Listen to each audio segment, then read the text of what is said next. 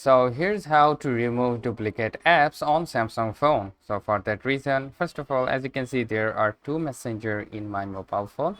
So I want to remove the duplicate messenger. So for that reason, we will go to the settings, and from here you need to scroll it down and you will find out the advanced feature. So simply tap on that, and then from here you need to go with the dual messenger. Simply tap on that, and then from here, as you can see, dual messenger apps is selected as messenger. So if we toggle this off, this messenger option, you will find out the uninstall button. Simply tap on the uninstall, and it will take some time to delete the messenger. So if we go back right now, as you can see, there is only one messenger. So that's how you can remove duplicate apps on your Samsung phone. So hope this video helps. If yes, please leave a like, and we'll see you pretty next time.